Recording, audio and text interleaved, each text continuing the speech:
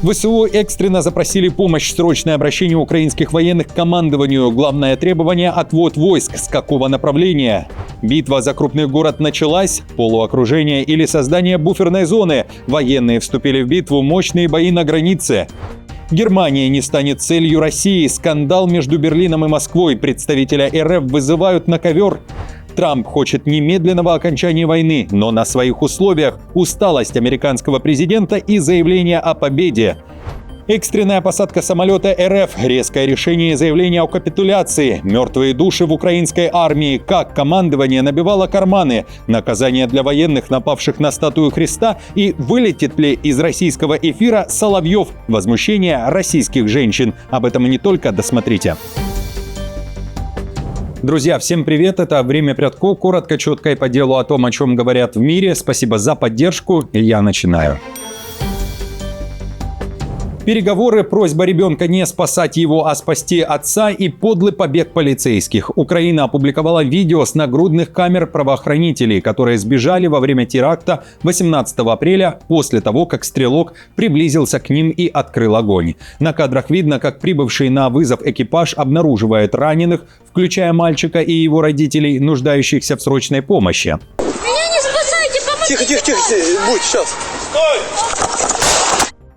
По данным следствия, несмотря на наличие оружия и законных оснований для его применения, полицейские покинули место происшествия. Уходи! В результате нападавший продолжил беспрепятственно передвигаться по улице и стрелять по прохожим. В итоге погибли 7 человек, заявляет генпрокурор Украины. 2 сотрудникам полиции уже сообщили о подозрении в служебной халатности.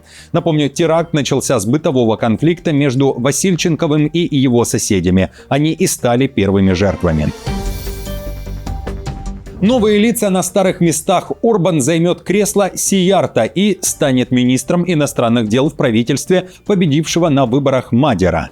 Лидер партии ТИСа начинает перестановки. Вакансию главы МИДа Мадер предложил Анете Орбан, однофамилице уходящего премьера Орбана. СМИ пишут, что Анита Орбан не родня Виктора Орбана. Также Мадер заявил, что новое правительство первым делом проведет полную инвентаризацию, чтобы увидеть, в каком состоянии Орбан и его команда передают страну после 16 лет всевластия и рекордного притока европейских денег. Из шкафа Орбана и компании, похоже, посыплется очень много скелетов. Возможно, целые кладбища скелетов во всех сферах. Это была цитата, и это заявил Мадер.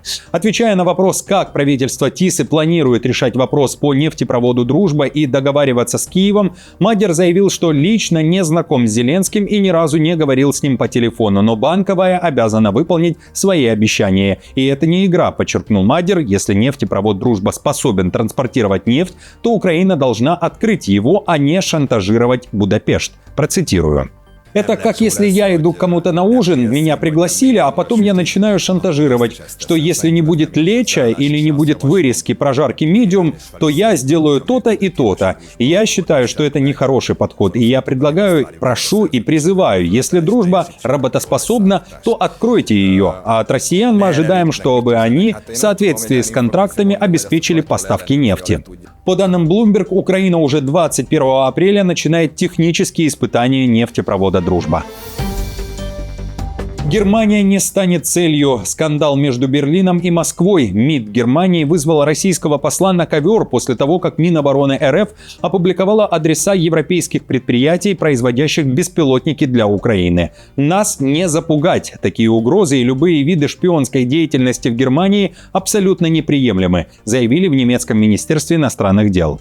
Напомню, на прошлой неделе Минобороны России рассекретила названия и адреса предприятий в 12 странах, где производят БПЛА ВСУ. По информации ведомства, такие БПЛА производятся в том числе в Великобритании, Польше и Чехии, а в Германии как сами беспилотники, так и детали для них. Москва заявила, что эти предприятия – военные цели. В Германии ответили так. Прямые угрозы России в адрес целей в Германии – это попытка ослабить нашу поддержку Украины и проверить наше единство.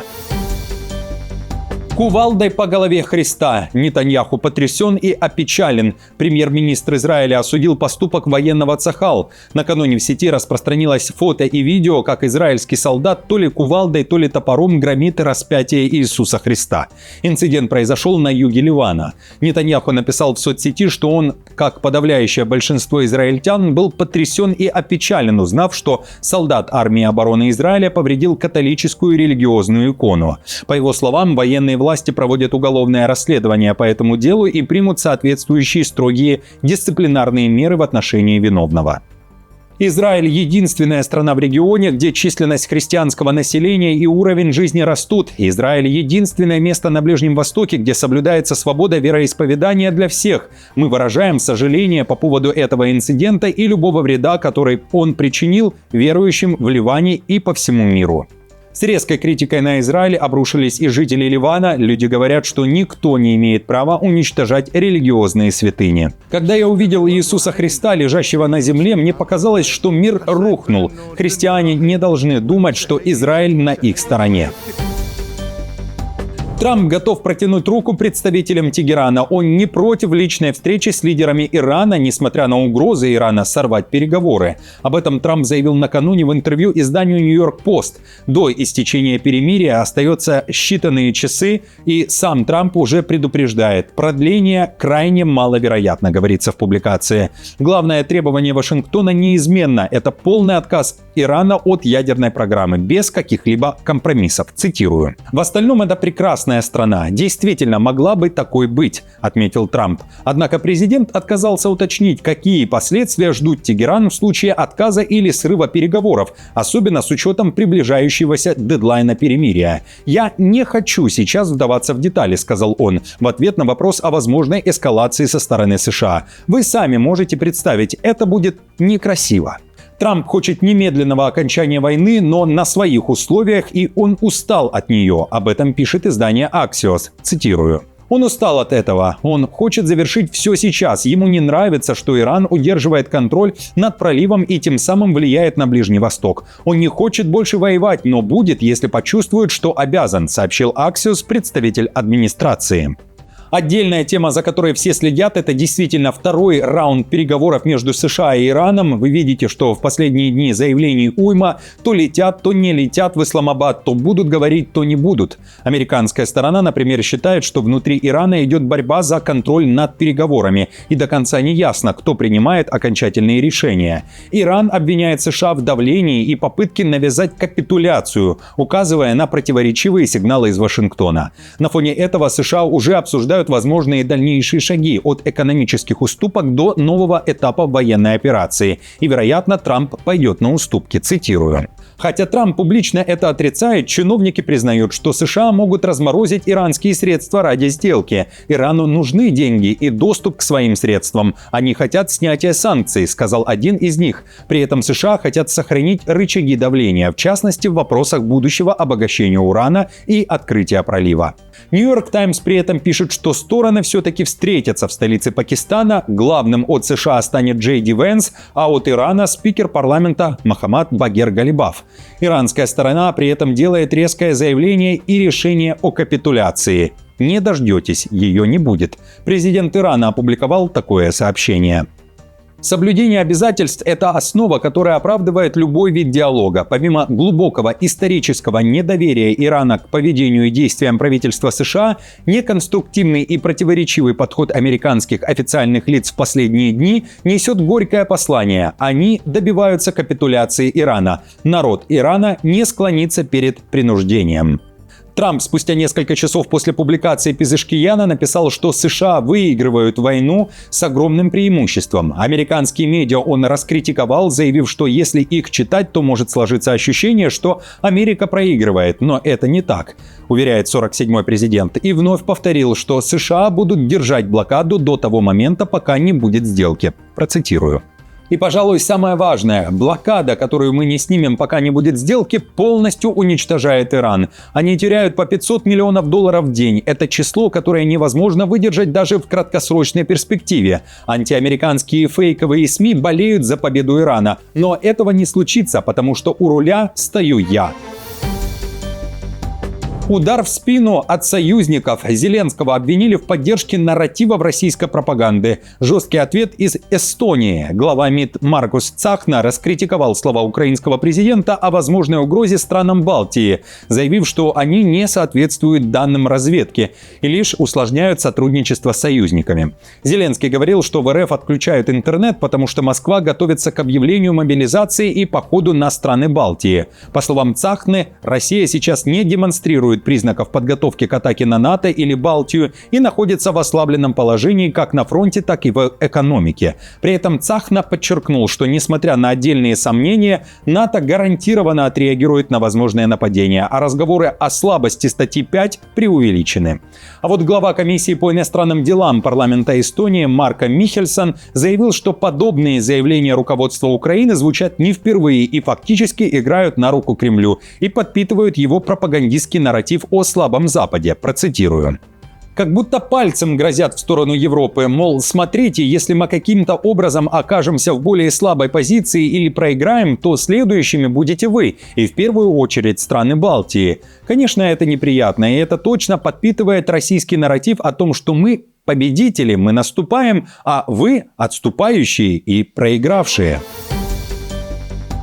Мертвые души на военной службе и поток денег в карманы командиров. В Одесской области разоблачили масштабную схему с фиктивными военными. По данным полиции и Генпрокуратуры Украины, с 2022 по 2025 годы в списке личного состава части были внесены украинцы, которые косили от службы. Они числились только на бумагах и фактически не служили, а зарплата и любые выплаты капали начальству, командование воинского подразделения. В схему входили командир воинской части, два его заместителя, начальник штаба батальона и командир роты. Всех участников схемы арестовали. Им инкриминируют злоупотребление властью, служебный подлог, предоставление неправомерной выгоды и пособничество в уклонении от военной службы. В целом махинаторы оформили по меньшей мере 19 человек, фактически не исполнявших воинскую обязанность. На основании фиктивной документации им были начислены выплаты на сумму почти 16,7 миллиона гривен, которые были присвоены командованием. Но повышает ставки другой любитель заработать. У главы военно-врачебной комиссии в Берегово Закарпатской области нашли почти 500 тысяч долларов наличными. Об этом сообщает «Украинская правда», ссылаясь на источники в правоохранительных органах, а также местный депутат и журналист Глагола. Как пишут СМИ, у задержанного была такса – 6 тысяч долларов за оформление статуса ограниченно годный к службе.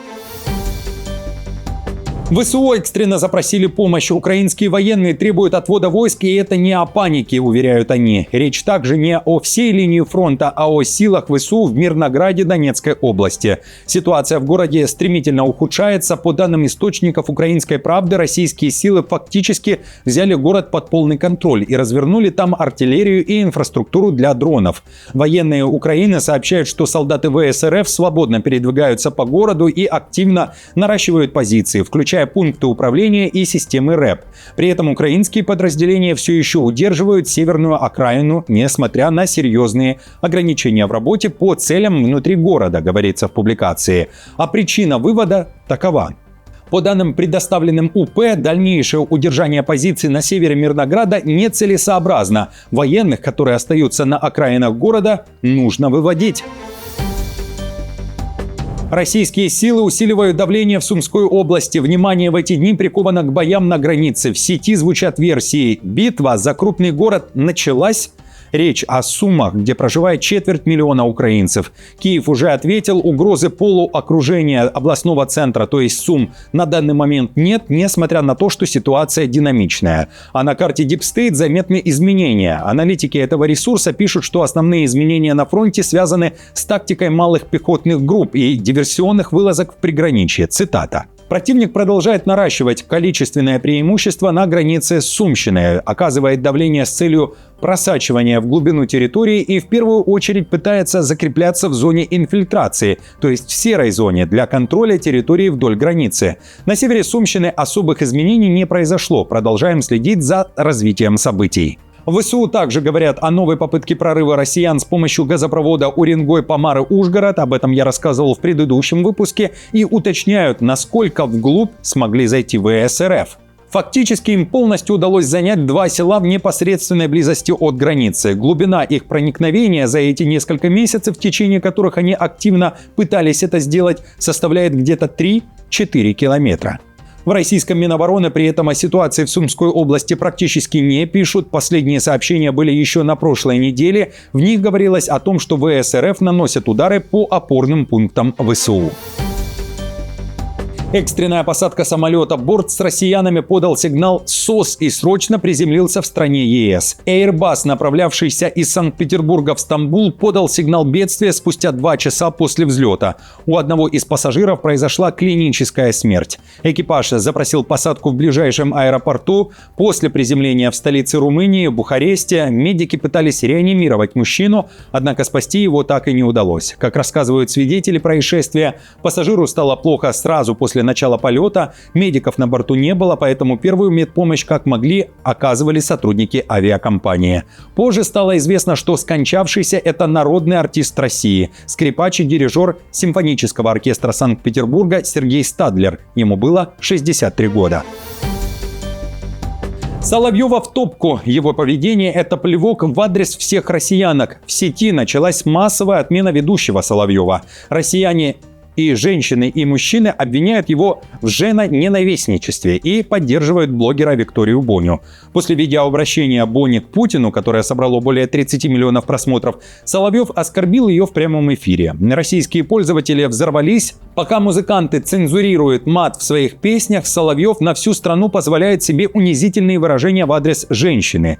Резко отреагировали мужчины. Как пишет «Осторожно новости», один из защитников Бони заявил на странице блогерши: «Нет ничего предосудительного». Далее его цитата: «Просто мать-одиночка, которая высказывает свое мнение. Поведение Соловьева – это плевок в адрес всех женщин». Конец цитаты. Напомню, Соловьев на оскорблениях не остановился. Он попросил Следком РФ проверить Боню и признать ее иноагентом, на что Боня заявила, что будет добиваться удаления журналиста из федерального эфира. Друзья, на этом все. Спасибо вам большое за поддержку. Как всегда, напомню, мне будет приятно, если оставите лайк, комментарий и сделаете репост. До встречи уже завтра.